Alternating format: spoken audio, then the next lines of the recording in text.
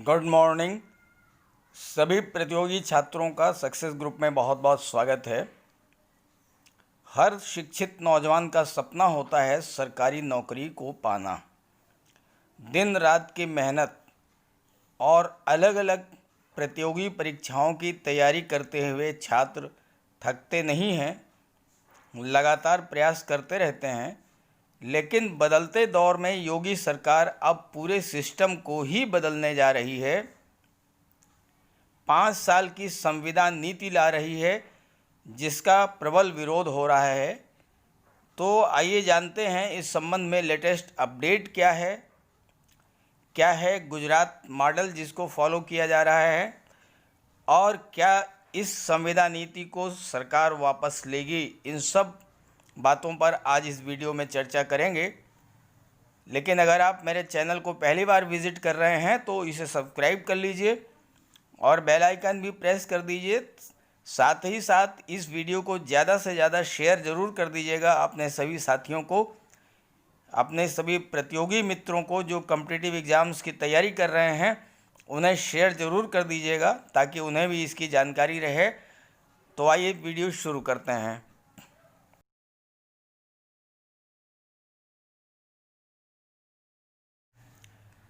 उत्तर प्रदेश में योगी आदित्यनाथ के नेतृत्व वाली सरकार ने एक ऐसा प्रस्ताव लाने का ऐलान किया है जिससे सरकारी नौकरियों का पूरा सिस्टम ही बदल जाएगा।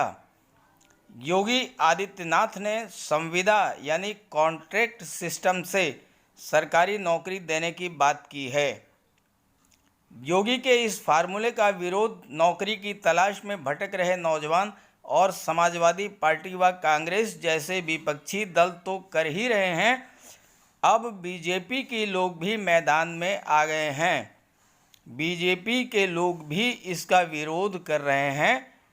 तो आइए जानते हैं क्या है पूरा मामला। बीजेपी की भीतर से उठी विरोध की आवाज़।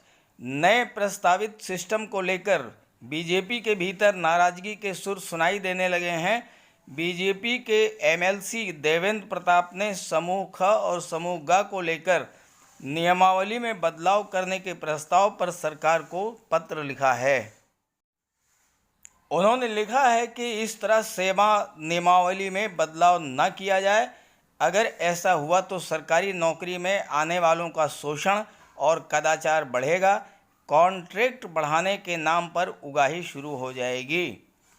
सत्ताधारी पार्टी के एमएलसी ने ही संविदा सिस्टम के तरह नौकरी सिस्टम पर ही सवाल उठा दिए हैं। अब एक बार समझ लेते हैं कि ये कॉन्ट्रैक्ट सिस्टम है क्या।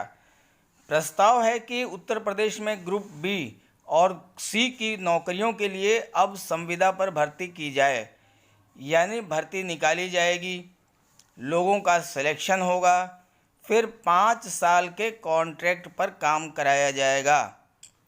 इन 5 साल में हर 6 महीने पर एक टेस्ट लिया जाएगा जिसमें कम से कम 60% मार्क्स पाना अनिवार्य होगा। 2 छमाही में इससे कम नंबर लाने वालों को सेवा से बाहर कर दिया जाएगा।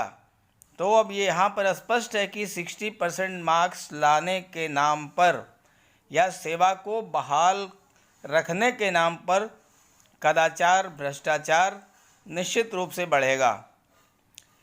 अमर उजाला की खबर के मुताबिक 5 साल की संविदा के दौरान किए गए काम को मेजरेबल की परफॉर्मेंस इंडिकेटर यानी MKPI के पैमाने पर मापा जाएगा। सरकार MKPI फार्मूला भी तय कर रही है। 5वें साल 6 महीने की ट्रेनिंग दी जाएगी। ये भी बताया जा रहा है कि संविदा पर नियुक्ति के दौरान मूल पदनाम के बजाय सहायक पदनाम दिया जाएगा। जैसे शिक्षक के लिए सहायक शिक्षक। संविदा पर नियुक्ति के दौरान यूपी सरकारी सेवक अनुशासन एवं अपील नियमावली 1999 भी लागू नहीं होगी। इसका मतलब कि कोई भी आदेश अगर उस सरकारी कर्मचारी के विरुद्ध किया जाता है तो वो उसके विरुद्ध कोई भी अपील नहीं कर पाएगा, उसकी कोई भी सुनवाई नहीं होगी। इस दौरान सरकारी नौकरी जैसा कोई सर्विस बेनिफिट भी नहीं दिया जाएगा। जो लोग 5 साल की संविदा नियुक्ति पूरी कर लेंगे उन्हें परमानेंट कर दिया जाएगा। नई व्यवस्था को लागू करने के पीछे सरकार का तर्क ये है कि इससे कर्मचारियों की कार्य क्षमता बढ़ेगी और सरकार पर आर्थिक बोझ भी कम होगा। अब आइए भी जान लेते हैं कि गुजरात में क्या सिस्टम है। प्रियंका गांधी ने गुजरात के जिस फिक्स पे सिस्टम का जिक्र किया है अपने विरोध पत्र में, उसके बारे में जान लेते हैं। गुजरात में संविदा पर रखे कर्मचारियों की तनख्वाह फिक्स रहती है। 5 साल या जितने भी समय के लिए कॉन्ट्रैक्ट होता है उसी सैलरी पर काम करना होता है। इसकी शुरुआत हुई थी 1996 में। तब बालगुरु योजना के तहत प्राथमिक शिक्षकों को मिलने वाला वेतन फिक्स किया गया था। 2006 में मुख्यमंत्री रहे नरेंद्र मोदी फिक्स पे नीति को लेकर आए। इसके तहत सिपाही, सब इंस्पेक्टर, पटवारी, शिक्षक जैसे पदों के लिए भी फिक्स पे व्यवस्था कर दी गई। ज़्यादातर पदों के लिए 25 रुपये प्रतिमाह और बाकी के लिए 45 रुपये प्रतिमाह मिलता था। 5 साल तक इसी तनख्वाह पर लोग काम करते।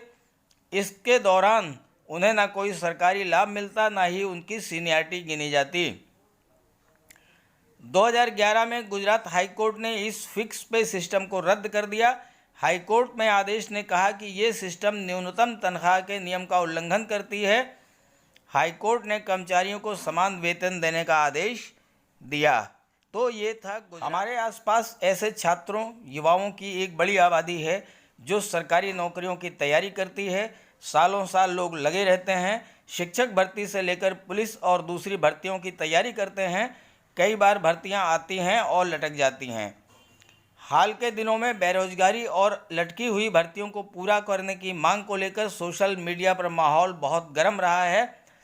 इलाहाबाद जैसे शहर जो प्रतियोगी छात्रों के हब कहे जाते हैं, वहां सड़कों पर भी खूब प्रदर्शन हुए हैं।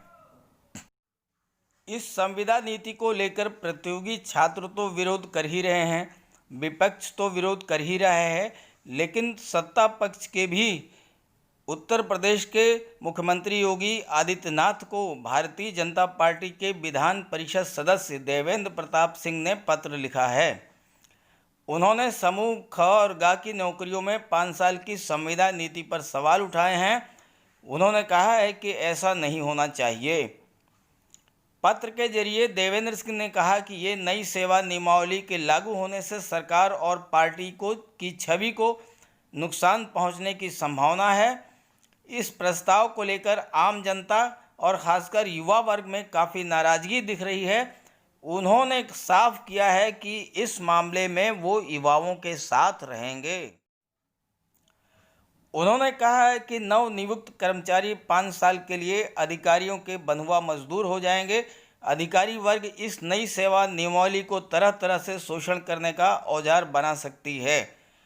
अब जो वर्तमान स्थिति है, फिलहाल अभी ये जो नियमावली है ये अस्तित्व में नहीं आई है, ये केवल एक प्रस्ताव है और इस प्रस्ताव के संबंध में विभिन्न मंत्रालयों से, विभिन्न कार्यालयों से सुझाव मांगे गए हैं। योगी सरकार इस पर अभी विचार कर रही है।